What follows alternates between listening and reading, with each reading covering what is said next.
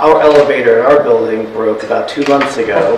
1961 elevator, still the original equipment. And learning to become an elevator expert when you run an office has been a real challenge. So I feel your pain dealing with elevator issues. So, thank you. You're welcome. Thank you very much for having me tonight. My name is Jeremy Holmes. I'm the Executive Director of the Regional Planning Commission. And I appreciate the opportunity to speak to Council, Mayor Urban, Mr. Unroe, about the Commission and give our annual update on some of our projects and some of the things that we've done that have had a direct impact on Clifton Forge and on the region in general. So I'm going to highlight a couple of big projects and look at some little things that are coming up in the future, and then have an opportunity for any questions and answers, any questions that you may have. I always like to start with just a kind of a brief overview of what the Commission is for folks who aren't as familiar with the organization. We are one of 21 planning districts in the state. We're created by code to help our member localities address issues of greater than regional significance. So this is any kind of big challenge or opportunity that you and your neighbors are all addressing, and sort of our job is to help convene folks, but also serve as a bridge between you and state and federal agencies, identify funding opportunities, and do some of the big regional plans and projects that hopefully create opportunities for efficient program delivery, save taxpayers money, save you and your businesses money, and kind of help lift the whole region up. There are 11 localities in our region, Allegheny Highlands up here at the top down to Franklin County. Been around since 1968.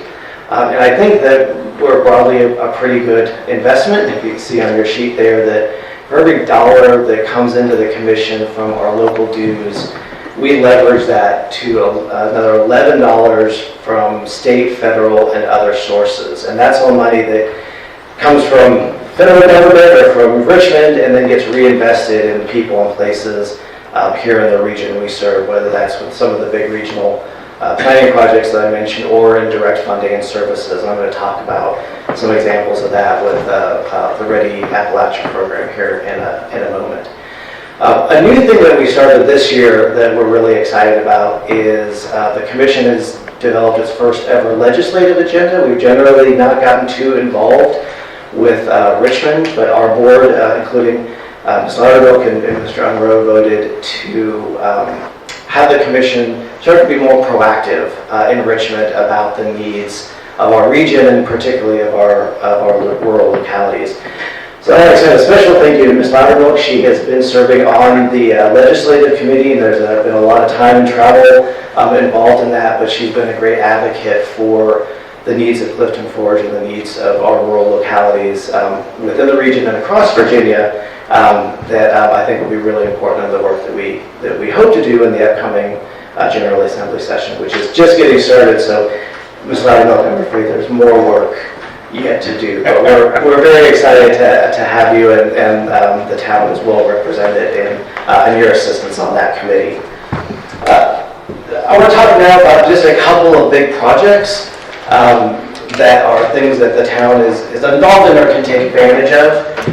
The first is the collective response. This is a program that started in the Roanoke Valley a couple of years ago as an all-volunteer effort that's focused on addressing the addiction crisis and the opioid epidemic that is ravaging the whole region, and particularly harsh in our rural localities. That volunteer program became an official program of the Regional Commission, staffed in 2021. And what that collective is a group of elected officials, of legislators, of local government staff, healthcare leaders, nonprofit leaders, folks going through recovery who know kind of what they need to be successful. And their goal is to bring those folks together to identify and fund programs to move people from addiction through recovery to become involved and contributing members of their neighborhoods and housing communities once again. One of the main ways that we're doing that right now, as you might be aware of the Virginia Opioid Abatement Authority, this is the state group that is taking all the settlement funds from pharmaceutical companies and distributors of the program and that money back out to localities. And so we've been engaged with that group writing grants, seeking funding, helping to, in some cases, kind of them understand what local governments need before they even launch their granting program. This last year was their first round of grants, and the collective response assisted in achieving over $700,000 in program funds.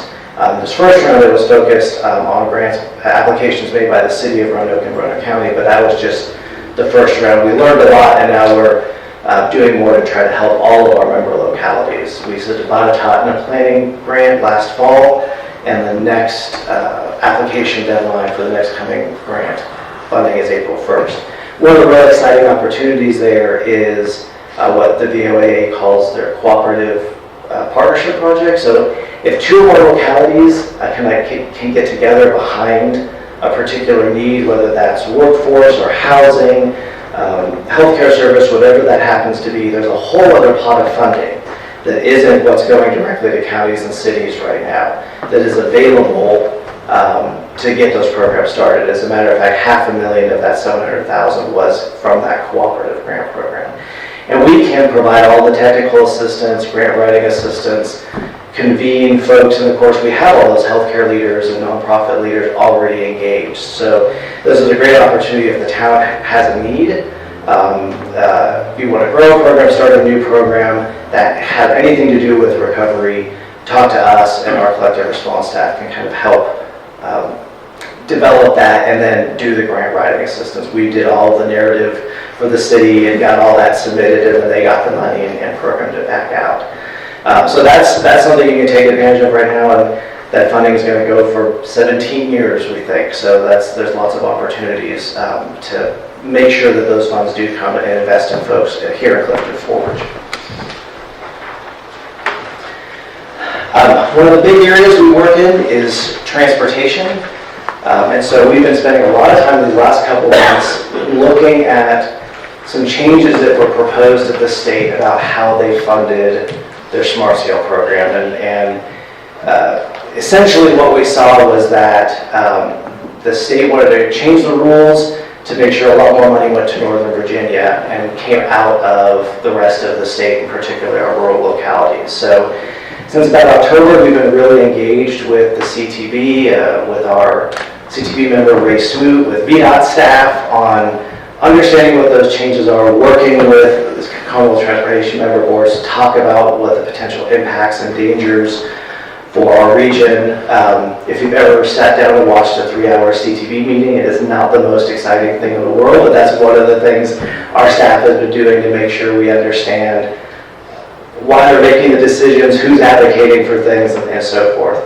That work is ongoing. They did have a meeting in December. I'm happy to say that some of the worst rule changes that we saw coming didn't materialize. So some of the things like application caps and so forth were not changed. But not all the news is good, so we're continuing to engage with them. But particularly, we're focused on, to the extent the rules change, how can the commission work with Chuck, work with your staff, work with the county to develop projects that are competitive under the new rules, understanding what those rules are, and make sure that we're doing everything we can working with VDOT and the state so that the state makes the investments that are needed here in Clifton Forge and in Alleghany Highlands. I mentioned earlier the legislative agenda. One of the items, we try to keep that very small and focused to not confuse our legislators. One of the items that we focused on was secondary road funding in our rural communities, that the formulas and rules surrounding that are radically underfunding the needs in our rural communities. So that's one of the things we hope to be proactive about in this coming General Assembly session. But we spent a lot of time making sure roads are built, are maintained, that the money comes to our communities and to Clifton Forge to keep everyone moving.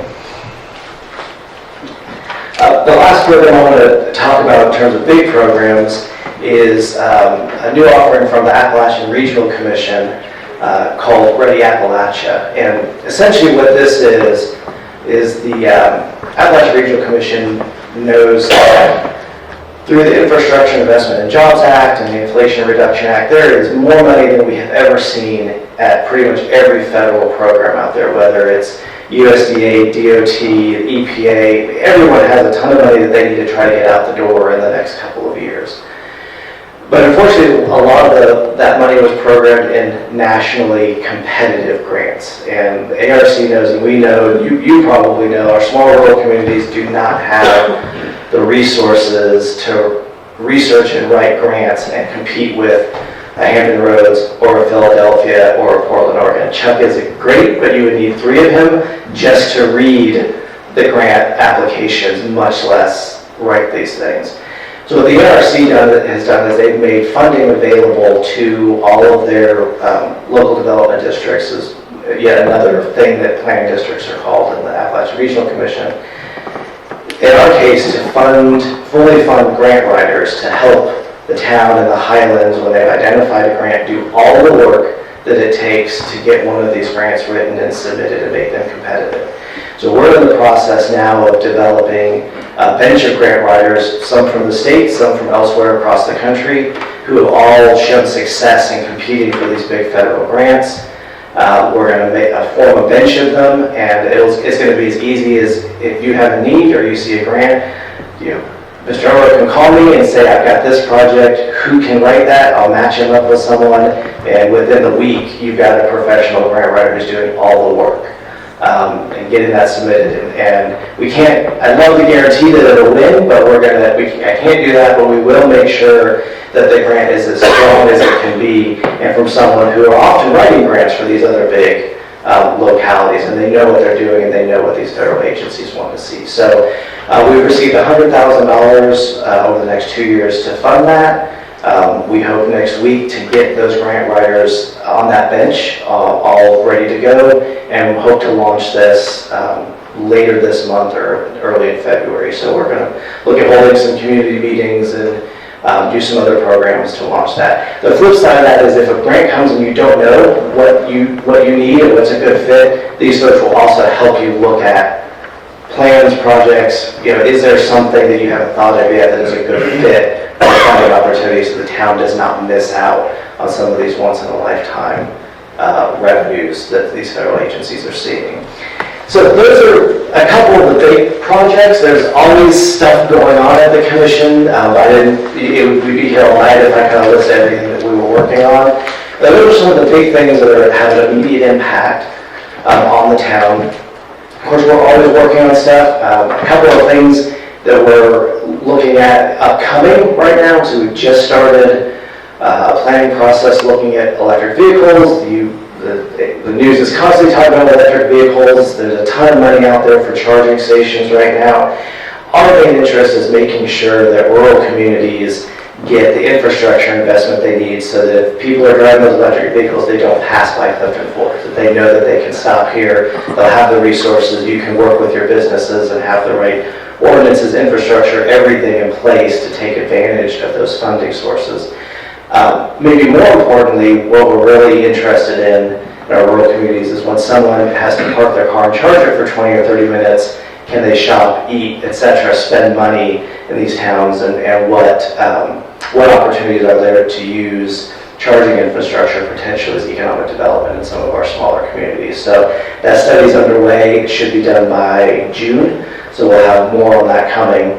Of course, we're constantly working on all kinds of stuff, monitoring IIJA stuff. We've got staff that are assisting with the town's comprehensive plan. We've assisted on the outdoor recreation plan, all of the abilities parks. So there's lots of ways that we've been engaged with staff, and we're always really excited for the opportunity to work with Clifton Forge and help when we can. And I think that's all I kind of really wanted to talk about. We're excited to work with you. Our job is to help lift up all of our communities and to facilitate your success and connect you with resources at the commission, state, federal level, and your neighbors to make sure the region is as successful as possible. So I'm happy to answer any questions you may have, but otherwise I really appreciate your time. I appreciate the opportunity to serve and work with Chuck, to work with Ms. Lowry on board, and I just appreciate the opportunity to speak with you tonight. So thank you very much. Thank you. I have a question. Yes, sir. I'm really interested in the opioid. Yes. I run an outreach now. We probably have 20 down right now, so I meet there every Tuesday, Thursday. Okay. I'm in the process of process of opening up a men's house, Okay, and possibly purchasing a good-sized building here in Clifton Forge. okay. So that's this year's, March 20th, 1998 is the last time I got out. Yeah. And I really appreciate it, and that's where my heart is. Mhm. My heart is recovery, so I would really be interested in some of that. We've already teamed up with Community Service Board, and they have a drop-in center right now running out of my building. So, One of the exciting things about the OAA funds is they're not government funds, they're funds that come from the legal settlements with all the pharmaceutical companies, so they don't come with a lot of the strings that sometimes a federal program comes with, which means they're really, really flexible. As long as you can demonstrate that something you're doing has an impact on recovery, if it's buying a building, if it's building housing, if it's paying for medications, there's a whole range of things that are covered. So our staff is happy to, if you need more resources for a project, the town is looking at, making those connections. Our staff is happy to kind of talk through what that project is, what what the resource gap, what you're looking for, and how to approach either the OAA or any other resources out there to get those things funded. So I get a hold of you or Chuck? I don't know, my information's on that, but if you want to talk to Chuck, we'll get you connected to our staff and get that conversation started. All right. Happy to, thank you. Just like I say, I think the idea with the grant writers is a great idea. That's going to really hit over. I want to thank you for everything you do and working with our town. Yeah, we're very excited about that. None of us, I'm not a professional grant writer, we don't have it, so I'm excited about getting some of those folks so I can learn how to do it when that money runs out, so we continue to provide that. But we're really excited about it. We're excited to help the town. Thank you. I would just like, it's not a question, but I'd like to say to you and everyone at the commission for all of the support, the wealth of knowledge, the expertise with which you help us make decisions and move forward in a positive manner for the town. We worked pretty closely over the last couple of years on some pretty successful projects, and we actually have a couple of really big projects that we're working on with the commission right now in conjunction with some other localities that more will be coming out in the next couple of months to discuss.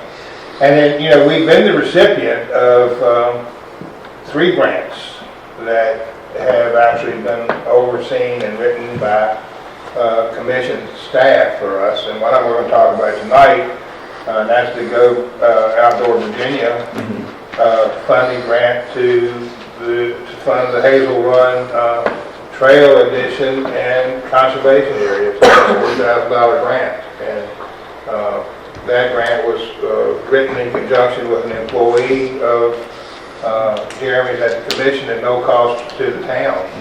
So it's a tremendous wealth of support that you provide, and I just wanted to thank you for that. We appreciate the opportunity to help. I think that's why we're here, so if you need us, call us. We'll be there. Thank you. Thank you.